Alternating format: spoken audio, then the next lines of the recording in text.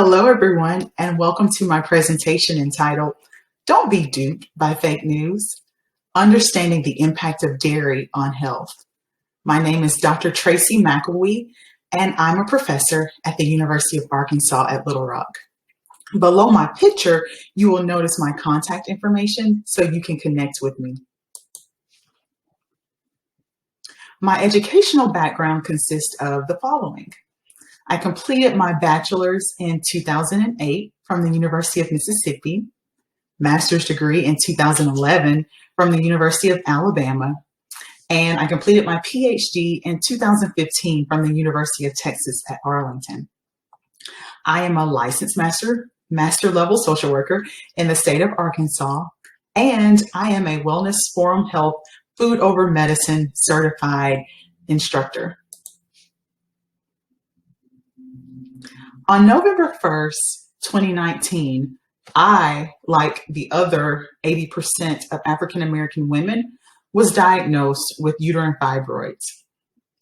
Fibroids are almost always benign or non-cancerous tumors that grow in and around the uterus. Approximately 70% of white women and 80% of Black women will have at least one fibroid before the age of 50.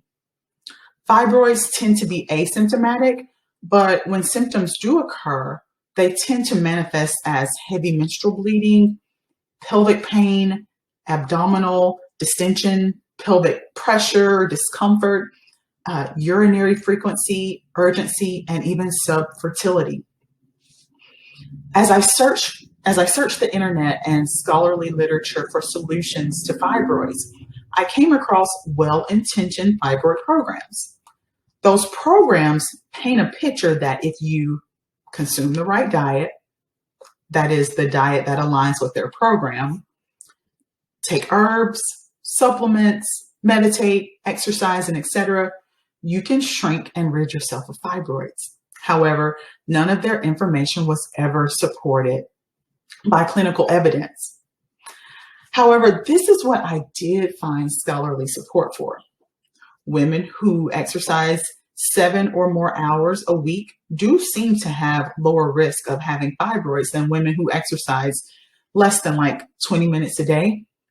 But it's never been put to the test for treating fibroids. Also, acupuncture is helpful for fibroids, but there is no randomized control trial of acupuncture for the treatment of fibroids.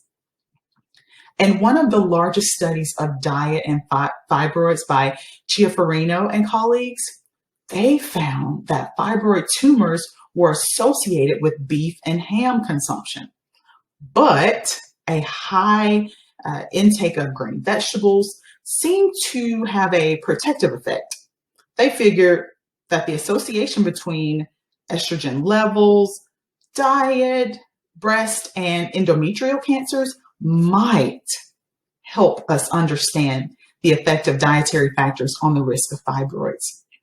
Jung and colleagues also found that fibroids seem to correlate with an increase in the amount of estrogens.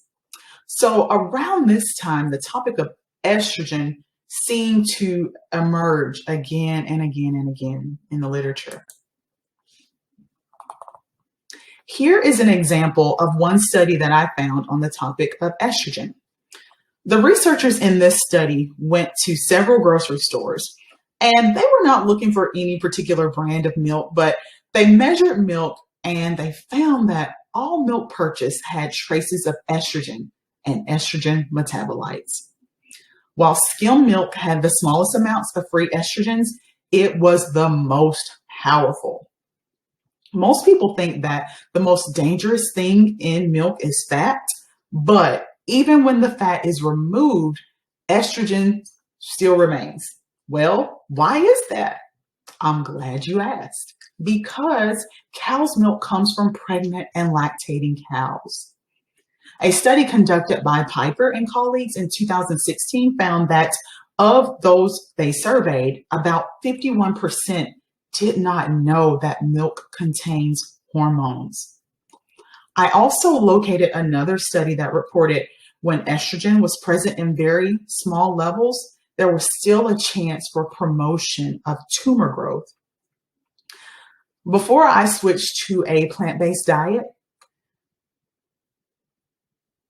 queso and cheese were my favorite go-to snacks. Okay, it was my favorite snacks. But after reading these studies, I had to change my thinking. So instead of looking forward to eating cheese dip, I told myself that what I was really looking forward to was chips and estrogen, not chips and queso. And instead of consuming frozen estrogen, aka ice cream, I started looking for dairy-free ice cream alternatives. As you can see, I have a table that covers preliminary analysis of the current state of the literature regarding dairy and fibroids. Notice how I have the studies in categories. The first category provides literature support for dairy reducing fibroids.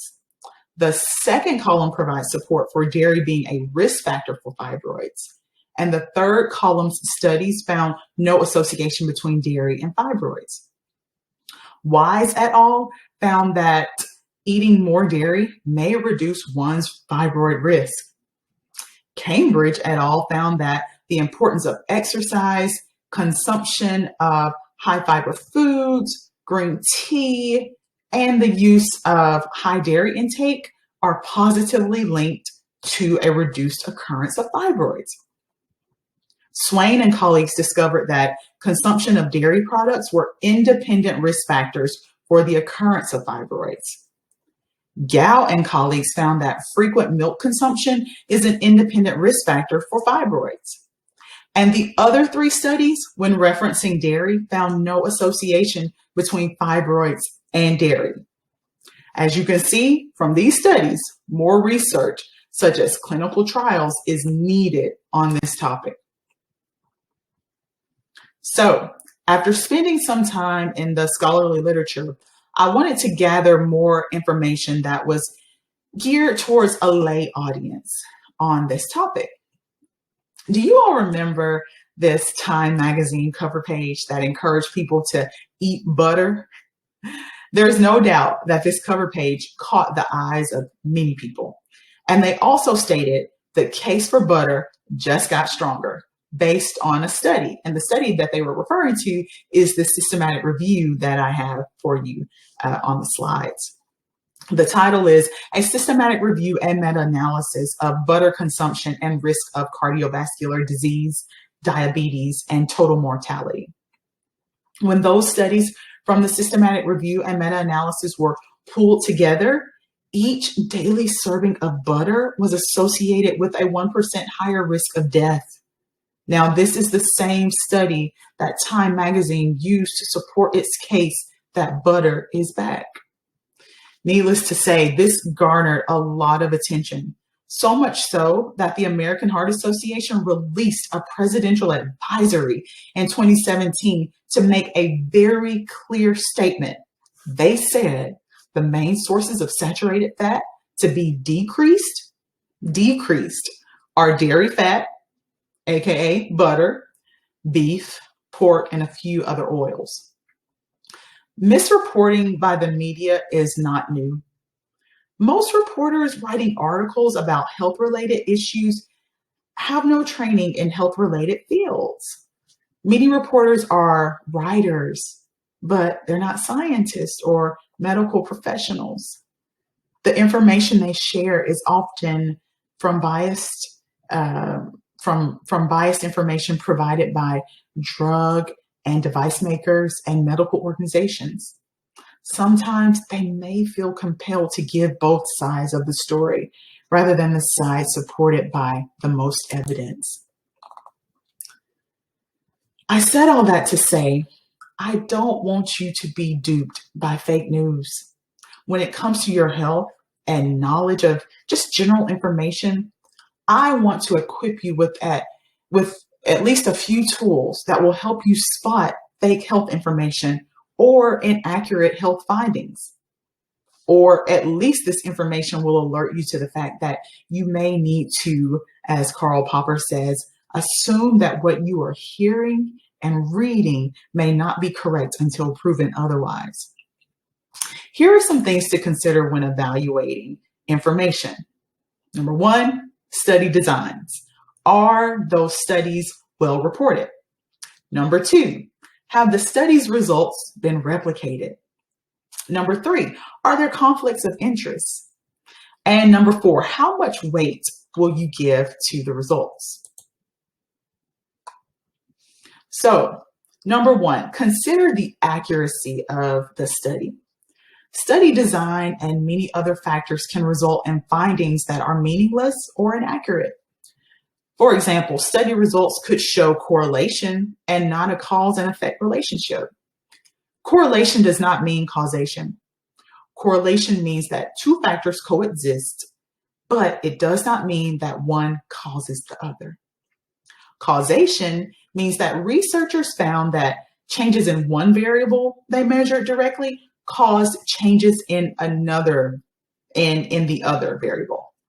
Now, here is an extreme example, okay? So just bear with me. We can say that jumping off of a cliff directly causes physical damage, okay? That would be an extreme example, but that's an example of causation. Here's an example of correlation between phone poles and heart disease from Dr. Campbell's China study. His findings show that the more telephone poles in a country, the more heart disease and heart attacks that happened in that country. So you could say, well, the next time I buy a house, it will not be near a phone pole. But research tells us that phone poles are indicative of westernization, which brings about more fries, cheeseburgers, milkshakes, salads with extra dressing, and it's all handed over to you with a polite, "It's my pleasure." So avoiding living near phone poles will not help much. Also, look to see how the study gathered its data. Self-reported information is often inaccurate. Food recall is minimal. Like, do you remember what you ate yesterday or last week? We tend to underreport things perceived as unhealthy and overreport on things that are healthy. The second tool that I want to share with you is reliable results. Are the results reliable? Have the findings been replicated? Never rely on only one source, but systematic reviews and meta-analysis are good sources to consider because those studies pool together findings from multiple studies. Read many studies on a given topic and determine conclusions based on the preponderance of evidence. For almost all topics that have been well researched, most of the studies will point to a consistent conclusion, allowing a statement to be made that is highly likely to be true. When you see one study on a topic, it doesn't mean that it's wrong, but it does mean that several people have yet to arrive at the same conclusion. The third tool that I want to share with you is conflicts of interest. The University of Pittsburgh offers examples of several conflicts of interest, but I'm just going to share a few with you. One, accepting gratuities or special favors from companies doing business or sponsoring one's research at the university. Accepting overscale honoraria for lectures at companies whose economic or political interests are affected by the investigator's research. And performing evaluative research for a company in which the investigator has a financial interest. The list goes on and on and on. I could talk about this for days. The USDA was formed during Abraham Lincoln's administration, and it was chartered as an advocacy organization for farmers, which is a good thing, right? Because we need food for survival, and farming is part of our economy. A federal agency that is concerned about the best interests of farmers is not alarming, but many of their recommendations are in favor of agriculture rather than public health. But what you should know is that the USDA and the Department of Health and Human Services are jointly tasked with developing dietary guidelines for Americans, which is a conflict of interest. These guidelines are used to determine what nutrition information is taught to children in schools, food served in school cafeterias, and so much more. Everything that the USDA and Department of Health and Human Services says is not wrong. I'm not saying that. But be mindful of possible conflicts of interest when consuming resources and recommendations. The fourth tool is results. How much weight will you give results? Now, when reviewing studies, we have to be careful about how much weight we attribute to the study's findings. Leno and Castleman reported findings in terms of dairy and calcium. They reported, for example, when considering dairy and calcium, 86 studies have been published since 1975 examining the theory that milk, dairy, and calcium supplementation reduce the risk of osteoporotic fractures. 28% of studies support this theory. 17% were inconclusive. 54% showed that milk, dairy, and calcium supplements do not improve bone health, and 2 studies showed that increased milk and dairy increase fracture risk. 28% of the studies support the dairy calcium link, while 72% do not. So, can you find studies showing that milk reduces fracture risk? Absolutely, yes, you can. But most studies show the opposite. For this to change, over 100 new studies would have to show a positive relationship between dairy and bone health, with no new studies showing a neutral or negative finding. Also, be mindful that what you see is not always what you get. Be wary of data that is misrepresented. Now, here is a study example that will help you see how results can be misrepresented. The fracture intervention trial showed that after 3 years, 2.1% of women who took Fosamax had fractures, as compared to 3.8% of women who took a placebo. Now, the drug company reported a 44% reduction in taking Fosamax. You would probably think, wow, a 44% reduction, that's almost 50%. Maybe I should take this pill. But look at the difference between 2.1 and 3.8 a little closer, because it is actually a 1.7% reduction. This is what we call relative and absolute findings. This is an example of how an article reported relative data. So this is what they did. They took 3.8 in the placebo group and 2.1 from the Fosamax group. And when you do that, you get 1.7. Then you take 1.7 and divide by 3.8, and you get 44.73. And there is your 44% reduction. So that is the relative reporting. But the actual absolute benefit to someone taking Fosamax is 1.7% reduction in risk. In conclusion, don't be duped by fake news. Rely on credible research and unbiased results when making decisions about your health and general information. Don't be influenced by the results of one study. Be a critical consumer of what you hear and read about diet and health, particularly in the media and on social media, through a critical lens.